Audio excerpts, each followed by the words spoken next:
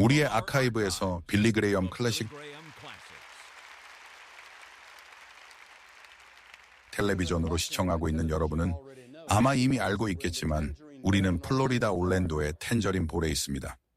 오늘 밤 나는 주로 젊은 사람들에게 대가를 헤아리는 것에 대해 이야기하고 싶습니다. 예수 그리스도를 따르는 데 드는 비용은 지불해야 할 대가가 있습니다. 그리고 누가복음 14장 27절부터 시작되는 본문을 찾아보면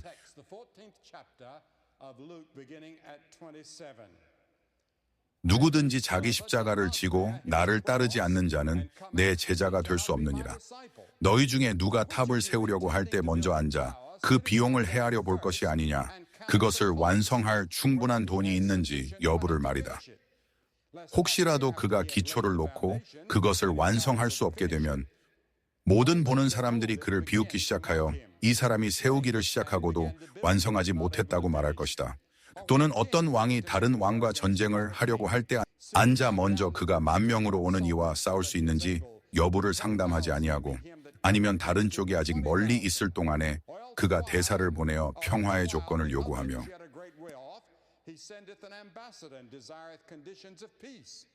이와 같이 너희 중 누군지 간에 모든 것을 버리지 않는 자는 내 제자가 될 수 없느니라. 이제 미국 전역과 전 세계적으로 수많은 젊은이들이 그리스도에게로 돌아서고 있습니다. 아마도 지금 이 순간 미국에서 어느 때보다 더 많은 젊은이들이 그리스도에게로 돌아가고 있습니다. 그리스도에게로 오는 것은 무엇을 의미합니까? 그리스도께서는 대가를 계산하라고 하셨습니다. 그리스도에게로 올 때는 몸의 대가를 계산해야 합니다. 당신의 마음과 영혼도 계산해야 합니다. 왜냐하면 그분은 당신의 몸과 마음과 영혼의 주님이 되기를 요구하시기 때문입니다. 먼저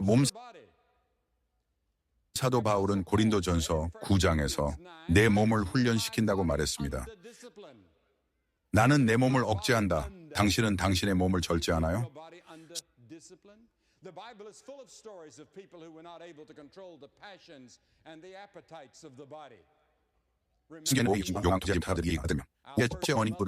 그는 특강 나무 열매를 먹지 말라는 말을 들었지만 나무를 보고는 먹기에 좋은 금지된 열매를 보았습니다. 그것이 육체의 욕망입니다. 눈에 즐거운 것이며 그것이 눈의 욕망입니다. 탐낼 만한 나무, 그것이 생의 자랑입니다.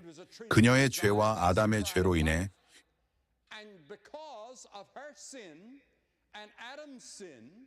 육신의 정욕과 안목의 정욕과 생의 자랑에 굴복함으로써 그들은 동산에서 쫓겨났고 당신과 나와 전 세계가 오늘 밤 그것 때문에 고통받고 있습니다. 오늘 밤 세계의 모든 고통과 문제가 우리 최초의 부모가 하나님의 법을 어기고 하나님께 죄를 지었다는 사실에 기인하며 그 병을 세대에서 세대로 내려와 우리 세대까지 전달했기 때문입니다. 심지어 죽음도 그 죄의 결과입니다. 이것은 단지 오래된 역사가 아니라 현대적입니다. 당신은 매일 신문의 첫 페이지에서 그것을 읽을 수 있습니다. 육신의 정욕, 안목의 정욕, 생의 자랑. 여기 사도 요한이 그것에 대해 말한 것이 있습니다. 그는 이 정욕들은 사라질 것이지만 하나님의 뜻을 행하는 자는 영원히 거할 것이라고 말했고 그 3가지 정욕을 모두 이름으로 언급했습니다. 그들은 사라질 것이지만 당신이 하나님의 뜻을 행하고 있다면 당신은 영원히 거할 것입니다. 육신의 정욕, 안목의 정욕, 생의 자랑. 기억하세요? 에서는 한 그릇의 죽 또는 콩으로 그의 장자의 권리를 팔았습니다. 그는 배가 고팠고 그가 생각할 수 있는 모든 것은 그의 배고픔을 만족시키는 것이었다. 야곱은 그의 장자권을 원했고 그는 그것을 팔았으며 그가 먹고 마시고 일어나 그의 길을 갔다고 말한다. 그리고 많은 경우에 너희도 같은 일을 했다. 에서가 그 순간을 아무것도 아닌 것으로 여겼고 시간이 흘러 그가 흐느껴 울고 쓴 눈물을 흘렸다. 그 한순간에 그는 장자권보다 음식을 더 원했다. 그리고 우리 중 얼마나 많은 사람들이 한순간에 우리 삶을 난파시켰는가. 조금의 시간, 여기저기 우리의 몸과 타협. 그리고 우리는 그것을 1000번 넘게 후회하며 살아왔다. 역사상 가장 강한 남자인 삼손은 나귀 턱뼈로 전체 군대를 물리쳤다. 그는 싸움에서 사자를 물리쳤다.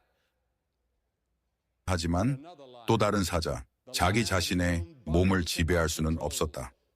아름다운 델릴라가 그를 유혹하여 그녀의 품에 안겨 그를 파멸시켰다. 그는 욕망과 잘못된 성사용에 의해 파멸되었다.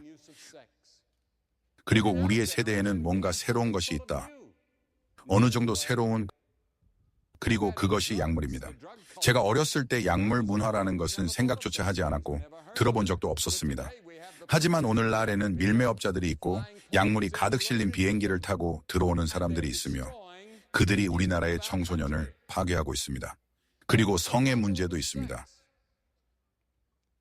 그리고 그것은 오늘날 젊은이들에게 얼마나 큰 문제인지 성으로 포화된 문화입니다. 하지만 오늘날 우리는 많은 또래의 압박을 받습니다. 친구들과 그부들, 팀원들은 본질적으로 이렇게 말합니다. 동일하게 행동하지 않으면 사라져라. 아무도 친구를 잃는 것을 즐기지 않습니다.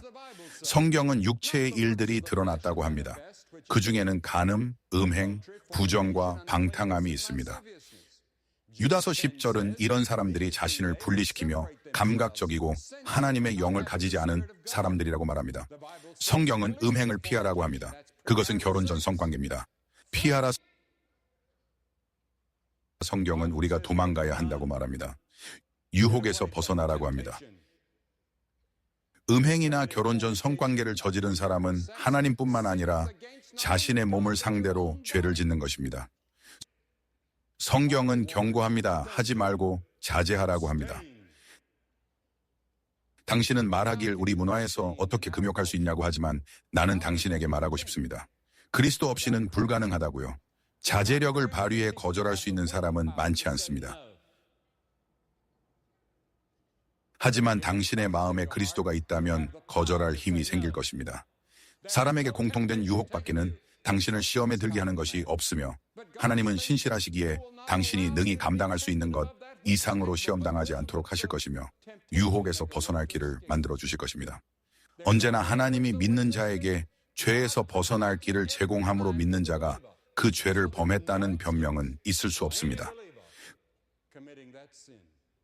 그가 안양가진 또는 바입니다. 그건 흠식이란 중입니다. 이 나라 승인 셈 중 한 명이 증에 비지만 이제 일부는 어쩔 수 없습니다. 그것은 아마도 내분비 문제일 수도 있고 부모에게서 유전된 것일 수도 있습니다.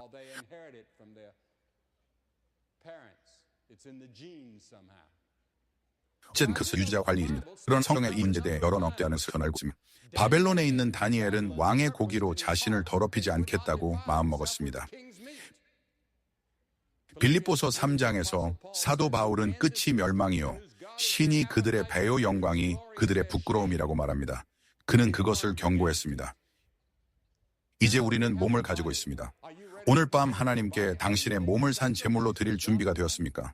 그가 요구하는 것은 당신이 그를 따르려면 십자가로 와서 죄를 용서받고 그리스도를 따르려면 당신은 몸을 하나님께 산 제물로 드리고 주님께 이렇게 말해야 합니다. 여기 내 식욕이 있습니다. 여기 내 욕망이 있습니다. 여기 내 몸입니다. 내 눈, 내 손, 내 발, 내 은밀한 부분 모두 주님의 것입니다. 그런 다음 두 번째는 당신의 마음입니다. 그리스도께 복종하기 위해 모든 생각을 사로잡아야 합니다. 고린도후서 10장 이제 어떤 미국인도 IQ가 180을 넘지는 않습니다. 180 정도 되는 사람은 12명에 불과하고 170에 못 쳤는 명만 160을 가지고 15천 명이 150을 가지고 있고 100만 명이 140을 가지고 있습니다. 그 이하로 내려갑니다. 그러나 하나님은 그가 당신에게 주신 마음에 대해 당신에게 책임을 물을 것입니다. 당신의 IQ와 상관없이 누군가가 당신의 생각을 위해 푼돈을 제안했어요. 하지만 하나님의 눈에는 당신의 생각이 푼돈보다 훨씬 더 가치가 있어요. 당신 삶의 진정한 분은 당신의 생각에 있어요. 당신은 얼마나 부자인가요? 문학, 텔레비전, 라디오는 끊임없이 당신의 생각을 차지하려고 경쟁하고 있어요. 신문에 다음과 같은 개인 광고가 있었어요. 판매용 브리테니커 백과사전 한 번도 사용되지 않았어요. 제 아내가 모든 것을 알고 있어요.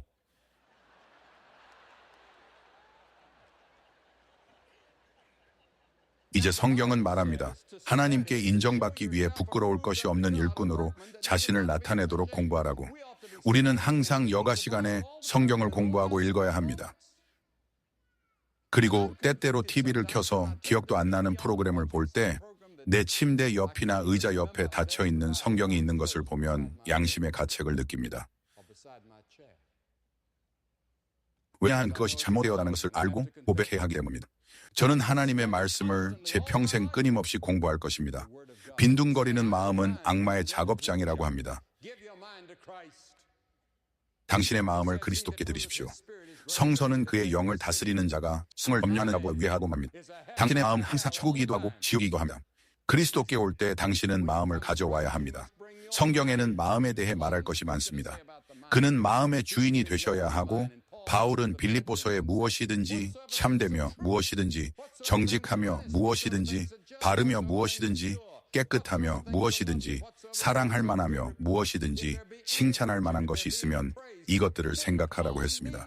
그것이 당신이 생각해야 할 것입니다. 깨끗하고 사랑스러운 의로운 하나님은 마음을 주께 두는 자를 완전한 평화로 지키리라. 우리의 마음을 그리스도께 두십시오. 오늘 밤 여기 많은 마음이 교만과 분노와 시기로 가득 차 있습니다. 질투, 욕망, 치료법은 그리스도께서 마음의 통제를 맡게 하고 모든 생각을 그의 포로로 만드는 것입니다. 바울은 우리가 그리스도의 마음을 가지고 있으며 그리스도 예수 안에 있었던 마음을 당신 안에 두라고 가르쳤습니다. 너는 마음을 다하여 주 네 하나님을 사랑하라. 악한 생각은 영혼의 자살입니다. 성경에서는 적대적인 마음, 눈이 멀어진 타락한 마음, 의심 많은 마음, 육신적인 마음을 가진 자들에 대해 말합니다. 혹은 마음이 흔들리거나 불안하거나 두 마음을 가진 사람들, 어떤 사람들은 마약으로 마음을 망칩니다. 성경은 우리의 마음을 새롭게 함으로써 변화될 수 있다고 약속합니다. 오늘 밤 당신의 마음을 변화시킬 수 있습니다. 그것을 새롭게 하고 그리스도께 항복할 수 있습니다. 그리고 하나님의 평화가 당신의 마음을 지켜줄 것입니다. 하박국은 그러면 그의 마음이 변할 것이라고 약속합니다. 실제로 주님께서는 당신에게 생각을 바꾸라고 요청하셨습니다. 보세요. 그는 당신에게 마음을 바꾸라고 요청하지 않습니다. 그는 당신에게 생각을 바꾸라고 요청하셨습니다. 그것이 회개이고 생각을 바꾸라는 것입니다. 그는 당신의 마음을 바꾸실 것입니다. 당신의 생각을 바꾸면 그가 들어와 당신을 새롭게 하고 당신은 거듭난 사람이 될 것입니다. 성령의 역사입니다. 우리는 사도행전 26장에서 그들이 그에게 올 때 그들이 생각을 바꾼다는 것을 읽습니다. 당신이 마음의 겸손함과 마음의 준비가 되어 있을 때, 그리고 모든 삶을 그리스도께 드리려는 마음의 기꺼움이 있을 때 변화할 것입니다. 바울은 고린도인들에게 기꺼이 마음을 가져야 한다고 말했습니다. 오늘 밤 당신의 마음이 그리스도께 항복하기를 원하십니까? 그분이 당신의 사고 과정을 통제하게 하십시오. 당신이 읽는 것들, 보는 것들, 하는 것들을 통제하십시오. 그 다음 세 번째는 몸, 마음, 그리고 심장입니다. 잠언 6장에 따르면 당신은 악한 상상을 꾸미는 마음을 가지고 있다고 성경은 말합니다. 예레미야 17장은 마음이 만물보다 거짓되고 심히 부패한 것을 누가 알 수 있겠느냐고 말합니다. 나는 거짓된 마음을 가지고 있고 내 마음을 믿을 수 없습니다. 내 마음은 내가 그리스도께 오기 전까지 병들어 있었습니다. 예수님은 사람의 마음 속에서 나오는 악한 생각들과 간음과 음란과 살인과 도둑질과 탐욕과 사악함과 거짓과 방탕함과 신성모독과 교만과 어리석음 등이 사람을 더럽힌다고 말씀하셨습니다. 당신은 세상의 문제를 알아보기 위해 새로운 위원회를 임명할 필요가 없습니다. 문제는 인간의 마음과 인간의 정신과 인간의 몸입니다. 인간이 문제입니다. 인간의 마음은 화산이며 성경은 그것이 하나님으로부터 멀리 떨어져 있다고 가르칩니다. 이 백성이 입으로는 내게 가까이 오지만 그들의 마음은 내게서 멀리 떨어져 있습니다. 잠시 그것에 대해 생각해 보세요.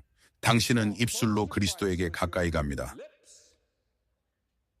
당신의 직업으로, 당신의 입으로, 하지만 당신의 마음은 그에게서 멀리 떨어져 있습니다. 주일 아침에 예수 이름의 권세를 찬양하는 중 월요일에 당신이 진행하고 있는 거래에 대해 생각합니다. 당신은 노래를 부르고 있습니다. 시온의 노래를 부르지만 당신의 마음은 여전히 다른 곳에 있습니다. 그것이 당신에게 해당됩니까? 우리 중 얼마나 많은 사람들이 정말로 위선자입니까? 그것을 있는 그대로 부르고 싶다면, 그리고 예수께서 말씀한 대로라면, 예수께서 가장 크게 싸운 대상은 그 당시의 종교 지도자들이었습니다. 예수는 죄인들과 싸우지 않았습니다. 그들을 사랑하셨습니다. 종교적인 사람들과 함께 있었는데, 그가 오늘 밤 센트럴 플로리다에 왔다면 무엇을 말할지, 누구와 이야기할지 궁금하다. 교회 사람들과 이야기하면서, 오, 그래, 당신은 교회에 다니고 있고 종교적인 열정이 많지만 당신에게는 진정한 것이 없습니다. 당신의 몸, 마음, 심장이 내게 100% 속해 있지 않습니다. 그는 100%를 요구한다. 성경은 당신에게 반항적인 마음이 있다고 가르친다. 예레미야 5장에서 보면 이 백성은 타락하고 반항적인 마음을 가졌다고 하는데 그들은 타락했고 떠나갔습니다. 우리가 십계명을 읽고 산상수훈을 읽을 때 우리는 그것을 지키고 싶지 않다. 그것을 지킬 수 없다고 말합니다. 물론 당신은 그럴 수 없습니다. 이 청중 중 누구도 10계명을 지킬 수 없습니다. 사실 여러분은 한 계명조차 지킬 수 없습니다. 이 청중 중 누구도 단 한 계명이라도 지킨 적이 없습니다. 여러분은 글쎄요, 빌리, 난 가능한 적이 없습니다 라고 말하는군요. 정말 그렇습니까? 예수님께서는 여러분이 여성을 혹은 반대 성별의 사람을 보고 마음의 욕정을 품으면 이미 그것을 범했다고 말씀하셨습니다. 나는 아무도 죽인 적이 없습니다. 그러나 여러분이 누군가를 미워하거나 질투한 적이 있습니까? 당신이 그 계명을 어겼다고 하고 성경은 당신이 모든 계명을 꽤 잘 지켰다고 할지라도 한 계명만 어기고 작은 거짓말 하나만 해도 모든 계명을 어긴 것이 되는 것입니다. 그리고 계명을 어기는 것이 죄의 정의입니다. 죄는 법의 위반입니다. 그리고 당신은 하나님의 법을 어긴 것입니다. 그리고 우리 모두는 십자가 앞에 서서 하나님께 나는 죄인입니다 라고 말해야 합니다. 말해야 해요. 당신도 말해야 하고 여기 있는 모두가 말해야 해요. 저는 죄인입니다. 우리는 하나님의 법을 어겼습니다. 그리고 성경은 말합니다. 당신의 마음이 굳어질 수 있습니다. 파라오는 그의 마음을 굳게 했습니다. 이제 하나님은 마음을 아십니다. 그는 당신의 마음을 아십니다. 앉아서 그에게 모든 것을 설명하려고 애쓸 필요가 없습니다. 그는 이미 알고 계십니다. 하나님이 이를 탐구하지 않으시겠습니까? 그분은 마음의 비밀을 아십니다. 시편 44편. 그는 당신 마음의 비밀을 알고 있으며 당신이 숨기고 있는 것을 알고 있으며 당신이 숨겨온 것들을 알고 있고 그는 그 모든 것을 봅니다. 그는 모든 위선도 알고 있습니다. 그리고 그는 선언합니다. 나 주가 마음을 살피노라. 그는 예레미야 17장에서 말씀하시기를 내가 마음을 시험한다고 했습니다. 나는 너의 마음을 살피노라. 오늘 밤 하나님이 당신의 마음을 살피고 계심을 생각하십시오. 내 마음속에서 그는 무엇을 발견하실까요? 우리는 하나님 앞에 서서 심판을 받아야 한다면 두려울 것입니다. 우리의 마음을 살피시고 우리의 기록을 아시는 그분 앞에 우리가 십자가에 이르지 않았다면 그리고 십자가에서의 그의 죽음과 그의 부활로서 그리스도가 제공하신 우리 자신의 것이 아닌 의로움을 받지 않았다면 이 하나님은 당신의 마음을 알고 계시며 당신의 마음을 살피십니다. 당신은 그에게 숨을 수 없습니다. 왜냐하면 죄로 물든 마음에 대한 벌은 죽음과 심판 그리고 지옥이기 때문이며 성경 전반에 걸쳐 우리는 그리스도의 피가 당신의 마음을 가졌다는 표현을 접합니다. 그리스도의 피 아래 있습니까? 그것이 피로써 씻김을 받았습니까? 당신은 피라는 단어가 삶의 의미를 가지고 있다는 것을 알 수 있습니다. 당신이 피를 빼면 생명을 빼앗는 것이며 피는 생명을 의미합니다. 그리스도는 당신을 위해 십자가에서 자신의 생명을 주셨습니다. 그는 당신의 죄, 당신의 형벌, 당신의 심판, 당신의 지옥을 십자가에서 당신을 대신하여 감당하셨습니다. 그래서 이제 당신은 진심으로 십자가 앞에 서게 됩니다. 그리고 그에게 당신의 몸과 마음과 심장을 드리면 그는 과거의 모든 것을 용서하십니다. 그는 당신이 단 하나의 죄도 범하지 않은 것처럼 당신을 의롭게 하십니다. 그리고 그는 당신에게 새로운 마음을 줍니다. 새로운 욕망, 새로운 기쁨, 새로운 평화, 그리고 당신이 죽으면 천국에 갈 것이며 그는 당신의 이름을 어린 양의 생명책에 기록할 것이라는 확신이 있습니다. 지금 성경은 하나님께서 당신의 마음을 준비하신다고 말합니다.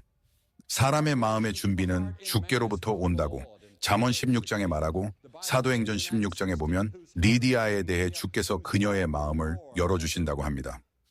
하나님께서 당신에게 새로운 마음을 주실 것입니다. 에스겔 36장 26절은 내가 너희에게 새 마음을 주겠다고 말한다.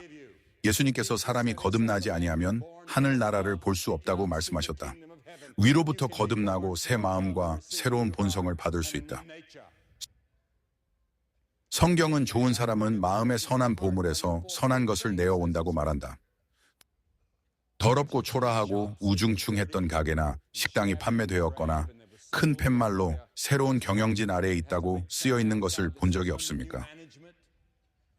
그것이 그리스도에게 오를 때 의미하는 바입니다. 당신은 새로운 관리해 있게 되며 이제 더 이상 자신의 삶을 관리하지 않고 하나님이 관리하며 그리스도가 관리하고 내면의 성령이 당신의 삶을 관리하는 것을 돕습니다. 그는 그것을 재단장하고 매력적으로 만듭니다. 그러므로 누구든지 그리스도 안에 있으면 그는 새로운 창조물입니다. 당신이 그리스도에게 오려면 몸과 마음, 그리고 심장을 가지고 와야 합니다. 오늘 밤 그렇게 하겠습니까? 당신은 그것이 필요하다는 것을 알고 있습니다. 성경은 그의 마음을 완고하게 하는 자가 자주 꾸짖음을 받으나 갑자기 꺾여 고침을 받지 못하리라 하느니라. 성경은 지금이 받아들여질 만한 때요. 오늘이 구원의 날이라 말하니 기다리지 말라. 성경에는 내일의 약속이 없다. 잠시 후에 공개적으로 나와 이 플랫폼 앞에 서 주시기 바랍니다. 조용하고 경건하게 잠시 동안 제가 당신에게 말씀을 드리고 함께 기도할 것입니다. 그런 다음 친구들과 함께 돌아가시면 됩니다. 떠나시기 전에 문서를 좀 드릴게요. 그리고 지금 TV로 시청하시는 여러분, 전화기를 들어 화면에 나와 있는 번호로 지금 전화하세요. 그곳에 누군가가 있을 것이고 여러 번 전화했는데 통화 중이라면 계속 전화하세요. 저녁 내내 거기 있을 거예요. 지금 바로 전화로 약속하세요. 몇 분 뒤에 그렇게 하시도록 부탁드릴 겁니다. 여기로 오셔서 서시면 나는 내 마음과 몸, 심장을 그리스도께 드리겠다고 말씀하시는 것입니다. 이제부터 그는 내 삶의 첫 번째가 되기를 원해요. 저 위에 새로운 경영이란 표지판이 생기기를 원해요. 내 죄가 용서받았다는 걸 알아요. 천국에 가고 싶고 그걸 확신하고 싶어요. 잠시 후에 당신에게 그것을 부탁할 거예요. 이것은 당신을 위한 하나님의 순간입니다. 성경은 당신이 그리스도나 혼돈, 사탄이나 구세주, 삶이나 죽음을 선택할 수 있다고 말합니다. 오늘 밤 온 마음과 온 정신으로 믿고 당신의 몸을 드리라고 부탁할 거예요. 당신은 정신적으로 예수 그리스도가 당신을 위해 죽으시고 다시 살아나셨다는 사실을 받아들입니다. 마음속으로 그분께 들어와서 당신의 구세주이자 주가 되어달라고 요청하고 몸으로 당신은 앞으로 나아가 직접 자신을 제시합니다. 당신은 오늘 밤 그렇게 하시겠습니까? 지금 바로 그 결심을 하실 것을 요청드립니다. 지금 바로 경기장 곳곳에서 자리에서 일어나 그것이 내가 하고 싶은 일입니다. 내 마음속에 그리스도를 원하며 오늘 밤 이곳을 떠날 때 새 사람이 되고 싶습니다. 라고 말씀해 주시길 바랍니다. 나는 그리스도가 나와 함께 걷고 나와 함께 하기를 원합니다. 나는 그분께 나의 마음, 생각, 그리고 몸을 거리낌 없이 드립니다. 오늘 밤 젊은 남자, 젊은 여자, 아버지, 애씨, 어머니, 당신이 나이가 많거나 젊더라도 당신은 그리스도가 필요합니다. 일어나서 지금 바로 오십시오. People leaving the stadium can disturb many people. Just get up and come quickly. Hundreds of you.